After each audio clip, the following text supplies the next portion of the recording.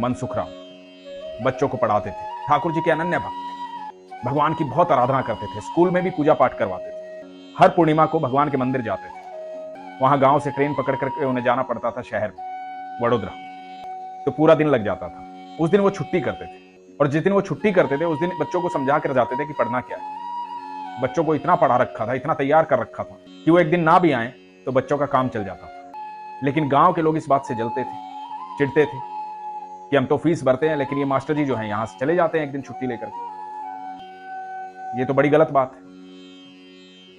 लेकिन ये सिलसिला चल रहा था, भगवान का भजन करना, भगवान का नाम लेना, बच्चों को वही सिखाना, उनकी पढ़ाई करवाना, और हर पूर्णिमा को ट्रेन पकड़ना और ठाकुर जी के दर्शन करने चले जाना। गांव वालों ने शिक्षण अधिकारियों को शिकायत कर कहा कि मनसुखराम जी स्कूल छोड़ करके कहीं चले जाते हैं, पूरा दिन स्कूल में नहीं रहते, बिना बताए छुट्टी लेते हैं। तो गांव में शिक्षण अधिकारी आए जांच पड़ताल करने के लिए, स्कूल में गए।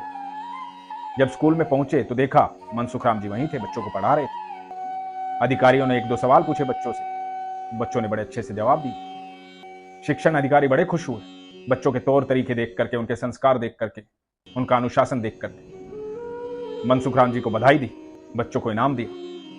अब गांव वालों को लगा कि ये क्या हुआ, हम शिक्षण अधिकारी को ये बोलना भूल गए कि वो हर पूर्णिमा को जाते हैं, तो इस बार शिकायत करेंगे तो बताएंगे कि हर पूर्णिमा को जाते हैं। तो कुछ दिन बाद गांव वाले फिर पहुंचे शिक्षण अधिकारियों के पास शिकायत करने के लिए। बोले कि देखिए, हम बताना भूल गए कि वो हर पूर्णिमा को स्कूल से गायब होते हैं, कहां जाते हैं किसी को नहीं पता, स्कूल नहीं आते, बच्चों के परिणाम बेकार आ रहे हैं। शिकायत करके आ गए गांव वाले।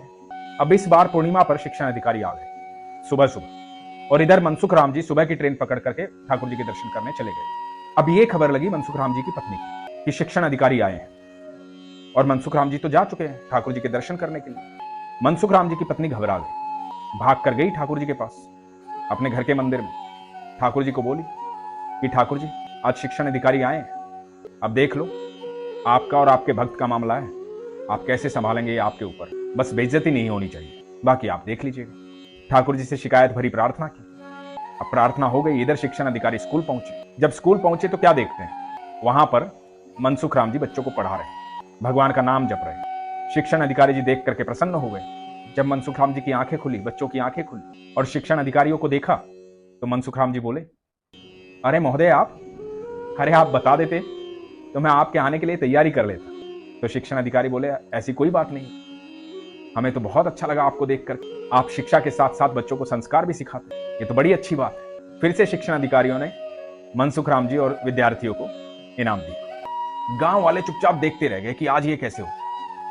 मनसुखराम को कैसे पता लग गया कि आज शिक्षण अधिकारी आएंगे, हमने शिकायत की, ये यहां विद्यालय में कैसे उपस्थित है, आज क्यों नहीं गया ये। गांव वाले चुप थे। शिक्षण अधिकारियों ने विदा लेकर जाने लगे।